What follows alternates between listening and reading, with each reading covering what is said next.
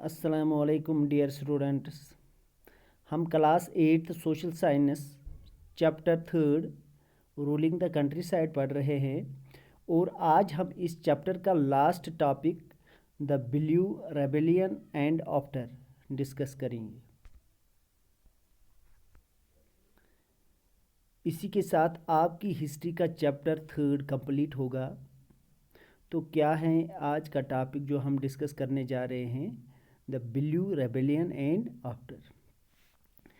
In March 1859, thousands of writers in Bengal refused to grow indigo. मार्च 1859 में क्या होता है, हज़ारों की तादाद में किसान बंगाल में इंडिगो की काश्त करने से इनकार करते हैं, रिफ्यूज़ करते हैं। तो जो किसानों ने इंडिगो कल्टीवेशन का इनकार किया, उस चीज़ को यहाँ रेबेलियन कहा गया, यानी बगावत। अब ब्लू रेबेलियन क्यों कहा गया इसे? क्योंकि ये इंडिगो से रिलेटेड इशू था। इंडिगो ब्लू कलर को कहते हैं, इस तरह इससे ब्लू रेबेलियन कहा गया। जब राइटर्स इनकार करते हैं इंडिगो कल्टीवेशन करने से, तो इसके बाद क्या होता है ये हम इस टॉपिक में डिस्कस करेंगे। Writers refused to pay rents to the planters and attacked indigo factories armed with swords and spears, bows and arrows. किसानों ने इनकार किया प्लांटर्स को रेंट देने से और इंडिगो फैक्ट्रीज के ऊपर अटैक स्टार्ट किया, तलवारों से, तीर कमानों से, और भी कुछ हथियार उनके पास थे। तो इससे किसान हमलावर हुए इंडिगो फैक्ट्रीज के ऊपर। Women turned up to fight with pots, pans and kitchen implements. औरतों ने भी इस लड़ाई में हिस्सा लिया। Those who worked for planters were socially boycotted. क्या होता है, जो किसान प्लांटर्स के साथ काम करते थे उनका सोशली बाइकाट किया गया। Gomastas, agents of planters who came to collect the rent were beaten up.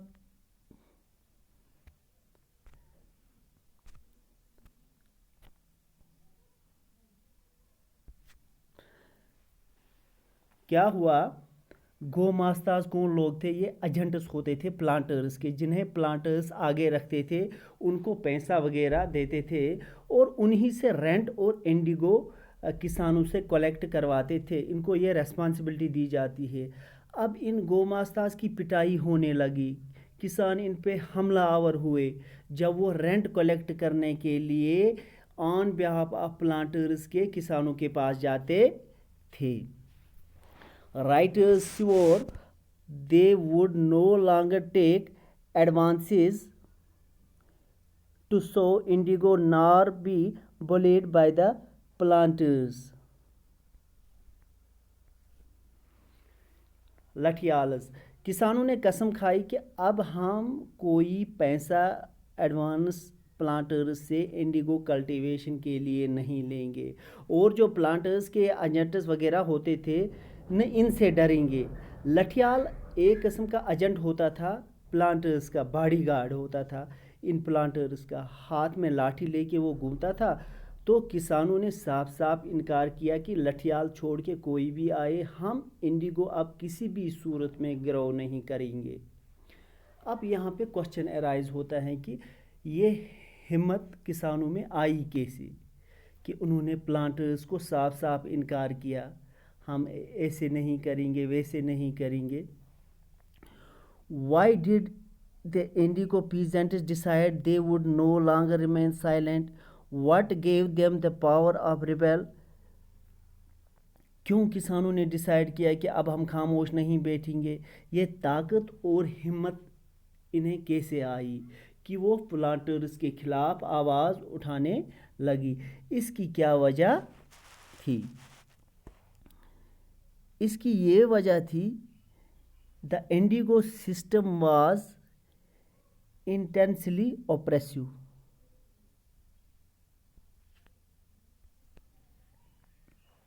Oppressive system کی وجہ سے، یعنی جابرانہ نظام کی وجہ سے.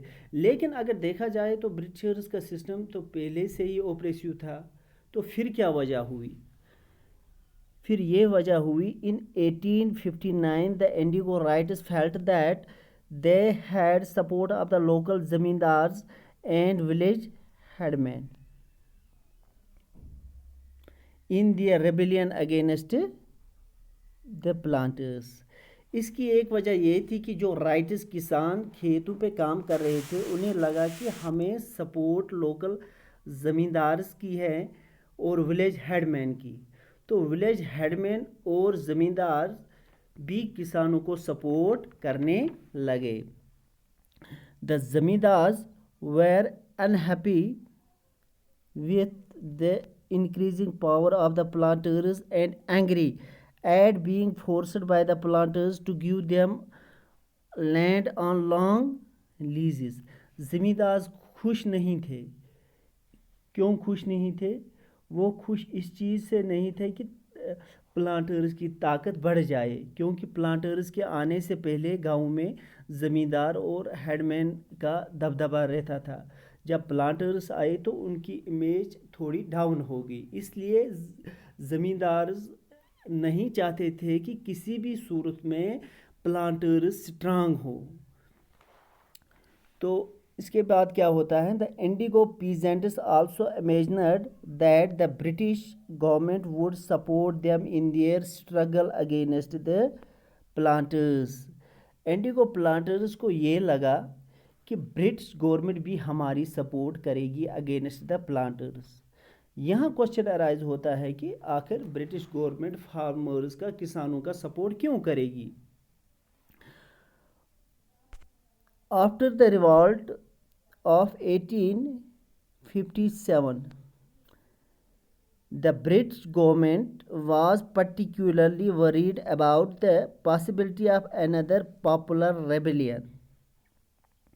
اس کی وجہ یہ تھی کہ 1857 میں ریوالٹ آیا تھا اگینسٹ برٹش گورنمنٹ. اس سے یہ لوگ ڈرے ہوئے تھے. انہیں یہ ڈر تھا کہ کہیں ایسا ریوالٹ پھر سے نہ آئے، یعنی پھر سے ایسی بغاوت شروع نہ ہو جائے.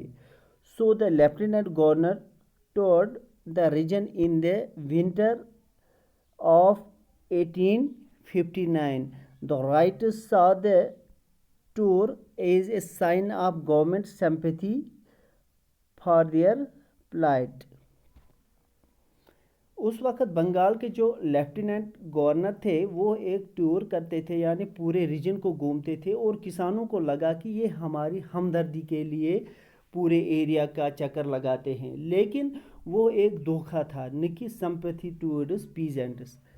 Magistrate Ashley Eden issued a notice stating that writers would not be compelled to accept indigo contracts. Major Ashley ایک میجسٹریٹ ہوتے ہیں، وہ ایک نوٹس جاری کرتے ہیں. اس نوٹس میں یہاں یہ کہا جاتا ہے کہ رائٹس کو، کسانوں کو کوئی زبردستی نہیں کرے گا، کوئی فورس نہیں کرے گا کہ وہ انڈیگو کنٹریکٹس ایکسیپٹ کرے. لیکن یہاں اس کا غلط انٹرپریٹیشن نکالا گیا. کسانوں نے سوچا میجسٹریٹ ایشلے بھی ہمارا ہی سپورٹ کرنے لگے، لیکن ایسا نہیں تھا. تو کسانوں نے کیا کیا؟ انہوں نے اپنی بغاوت کو اور تیز کیا. لیکن ایکچولی میں میجسٹریٹ ایشلے یہ سٹیٹمنٹ اس لیے دیا تاکہ لوگوں کا دل جیتا جائے، انہیں بہلایا جائے، پھسلایا جائے. اس سے کیا ہوا؟ لوگوں نے ٹیکسز دینے بند کیے. اب کوئی انڈیگو کی کلٹیویشن کے لیے تیار نہیں ہوتا تھا. برٹشرز بھی چپ چاپ اتنا سب کچھ برداشت کرنے کے لیے تیار نہیں تھے. انہوں نے کیا کیا؟ So as the rebellion spread, intellectuals from Calcutta rushed to the indigo districts. They wrote of the misery of the writers, tyranny of the planters, and the horrors of the indigo system. जब बगावत Britishers के ख़िलाफ़ बढ़ने लगी तो intellectuals all over Bengal जो थे, intellectual दानश्वरों को कहते हैं, पढ़े लिखे लोगों को, समझदार लोग जो होते हैं उनको कहते हैं। इन्होंने क्या किया, ये लोग मुख्तलिफ़ डिस्ट्रिक्ट्स में गए जहाँ इंडिगो की कल्टीवेशन होती थी।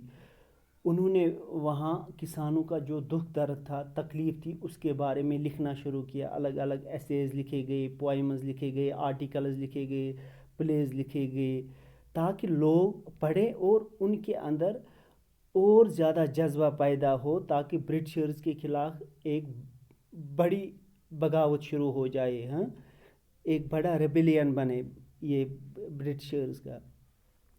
तो क्या होता है, worried by the rebellion, the government brought in the military to protect the planters from assault.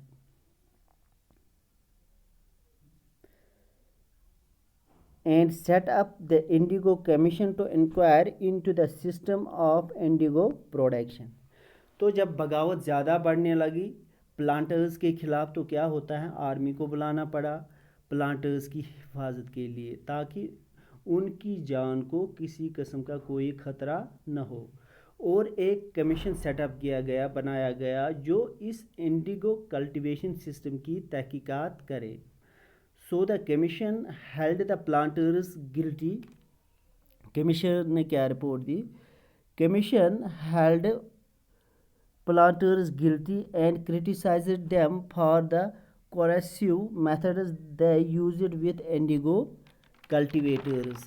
तो कमीशन जो सेटअप किया गया मसले को सुलझाने के लिए प्लांटर्स और राइटर्स के बीच में, उसने ये रिपोर्ट दी कि प्लांटर्स गिल्टी है, यानी कमीशन ने प्लांटर्स को कसूरवार पाया। कमीशन ने अपनी रिपोर्ट में कहा कि प्लांटर्स ने फार्मर्स को, किसानों को एक्सप्लॉइट किया। जो ये फार्मर्स इंडिगो प्रोड्यूस करते हैं, इसमें इनका कोई फ़ायदा नहीं है, ये कमीशन का कहना था। The commission asked the ryots to fulfil their existing contracts but also told them that they could refuse produce indigo in future. तो यहाँ कमीशन ने किसानों से ये कहा कि जो आपके ऑलरेडी कॉन्ट्रैक्ट्स चल रहे हैं आपके और प्लांटर्स के बीच में, उन्हें आपने फुलफ़िल करना होगा, उन्हें आपने पूरा करना होगा, और आगे फ्यूचर में आपकी मर्ज़ी है, आप इंडिगो प्रोड्यूस करो या न करो, आप पे ये डिपेंड है, आप पे कोई ज़ोर ज़बरदस्ती नहीं होगी।